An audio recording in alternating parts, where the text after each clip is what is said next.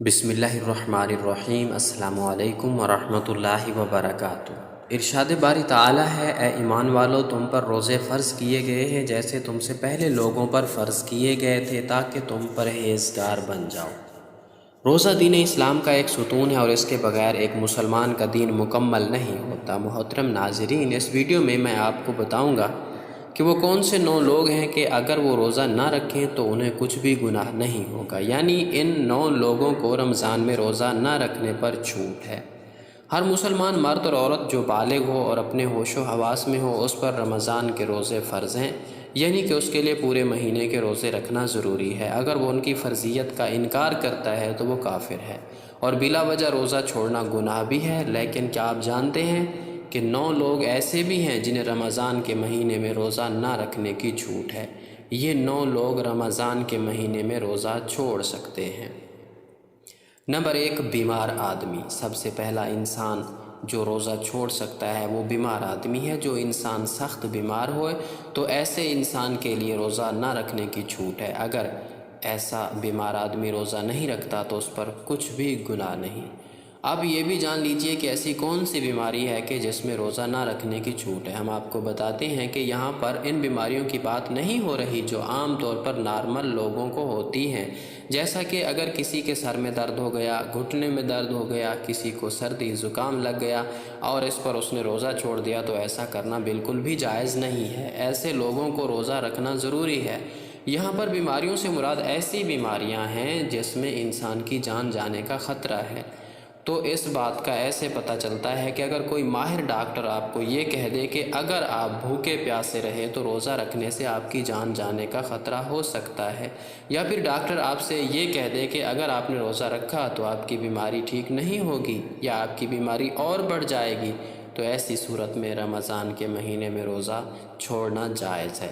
لیکن چھوٹی موٹی بیماریوں میں روزہ چھوڑنا جائز نہیں ہے۔ اب یہاں پر اگر کسی نے اپنی بیماری کی وجہ سے روزہ چھوڑ دیے ہیں تو وہ یاد رکھے کہ اسے ان روزوں کو بعد میں رکھنا پڑے گا جب اس کی بیماری دور ہو جائے گی، یعنی کہ جب اس کی بیماری ٹھیک ہو جائے گی تو اس کو اپنے چھوڑے ہوئے روزوں کو قضا کرنا پڑے گا۔ اگر کسی کی بیماری ایسی ہے کہ وہ کبھی بھی ٹھیک نہیں ہوئی اور اس کا آخری وقت قریب آ گیا، تو ایسے میں وہ اپنے گھر والوں کو یہ وصیت کرے کہ میرے اتنے روزے چھوٹ گئے ہیں اور وہ ان کا فدیہ ادا کر دیں، اور فدیہ یہ ہے کہ ہر ایک روزے کے بدلے ایک مسکین کو 2 ٹائم پیٹ بھر کر کھانا کھلائیں۔ نمبر 2، حاملہ یعنی پریگننٹ عورت۔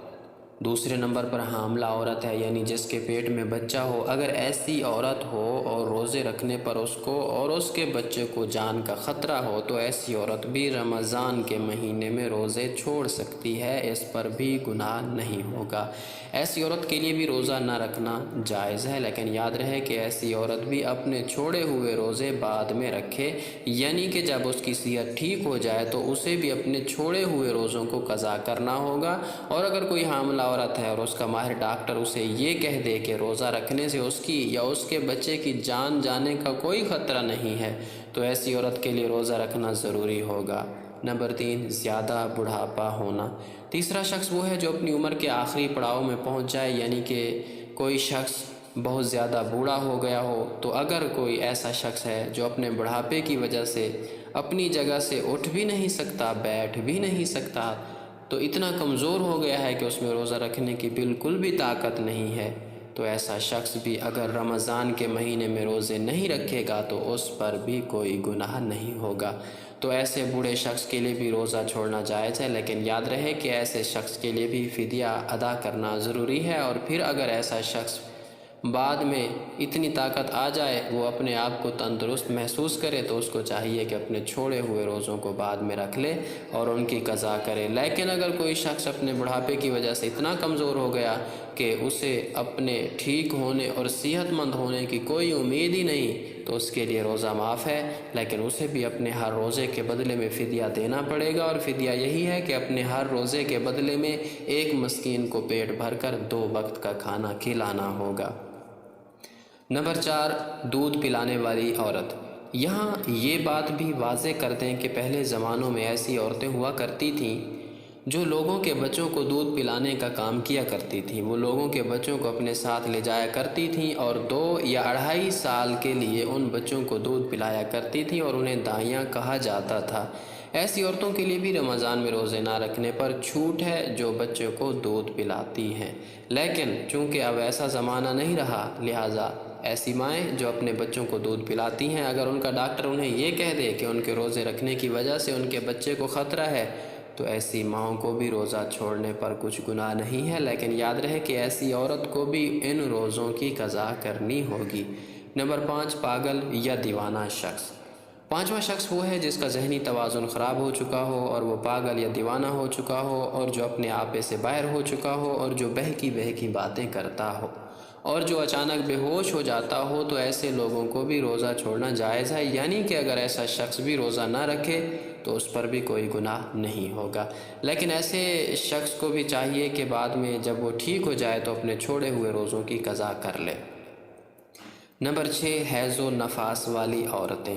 ایسی عورتیں جن کے ماہانہ پیریڈ چل رہے ہوں وہ حیض والی عورتیں ہیں، اور ایسی عورتیں جنہوں نے بچے کو جنم دیا اور ابھی تک ان کا خون نکلنا بند نہ ہوا ہو، تو ایسی عورتوں کو نفاس والی عورتیں کہتے ہیں۔ یہاں پر ایسی عورتوں کا بھی روزہ رکھنا جائز نہیں ہے۔ یہاں یہ بھی یاد رکھیں کہ پہلے بیان کیے گئے 5 قسم کے لوگ اگر وہ روزہ رکھ لیتے ہیں تو ان کا روزہ قبول ہو جائے گا، لیکن حیض اور نفاس والی خواتین اپنی اس حالت میں روزہ نہیں رکھ سکتی، اور اگر وہ رکھیں گی تو ان کا روزہ قبول نہیں ہوگا اور ان پر سخت گناہ ہوگا۔ ایسی عورت جب بعد میں پاک صاف ہو جائے تو اس کے لیے ضروری ہے کہ اپنے چھوڑے ہوئے روزوں کی گنتی پوری کر لے۔ نمبر 7، سفر پر ہونا یعنی مسافر ہونا۔ ایسا انسان جو حالت سفر میں ہے تو اس کے لیے بھی روزہ نہ رکھنے کی چھوٹ ہے، اور روزہ نہ رکھنے پر اس کے لیے کچھ گناہ نہیں ہوگا، لیکن یہ بات بھی جان لیجئے کہ اس سلسلے میں سفر کیسا ہوگا۔ تو ہم آپ کو بتا دیں کہ جو سفر 82 کلومیٹر سے زیادہ ہو اور کم از کم 15 دن کے سفر کی نیت کر کے گھر سے نکلا ہو، تو ایسے مسافر شخص کے لیے روزہ نہ رکھنے پر چھوٹ ہے، لیکن جب اس کا سفر ختم ہو جائے تو پھر اس کے لیے روزہ رکھنا ضروری ہو جاتا ہے۔ اب یہاں پر یہ بات بھی قابل ذکر ہے کہ اگر کوئی شخص سفر کی حالت میں ہے اور وہ یہ کہے کہ وہ روزہ ضرور رکھے گا کیونکہ اس کا سفر آرام دہ ہے، تو ایسا مسافر سفر کی حالت میں بھی روزہ رکھ سکتا ہے اور اس کا روزہ ہو جائے گا۔ بس اگر سفر آسان ہے تو روزہ رکھ سکتا ہے، لیکن اگر روزہ نہ بھی رکھے تو اس پر کچھ گناہ نہیں۔ نمبر 8، ایسا شخص جس کی جان جانے کا خطرہ ہو۔ مثلا اگر کوئی شخص تلوار لے کر کسی کے پاس آ جائے اور وہ یہ کہنے لگے کہ اگر تم روزہ رکھو گے تو میں تمہاری گردن اڑا دوں گا یا تمہیں مار دوں گا، اور اسے اپنی جان کا خطرہ ہو، تو ایسے شخص کے لیے بھی روزہ نہ رکھنے پر چھوٹ ہے، لیکن یاد رہے کہ ایسے شخص کے لیے جب وہ ایسی صورتحال سے باہر نکل جائے اور اس کی جان کو کوئی خطرہ نہ ہو تو بعد میں اس پر اپنے چھوڑے ہوئے روزوں کی قضا لازم ہو جائے گی اور اسے بعد میں اپنے چھوڑے ہوئے روزے رکھنا پڑیں گے۔ نمبر 9، نابالغ بچہ۔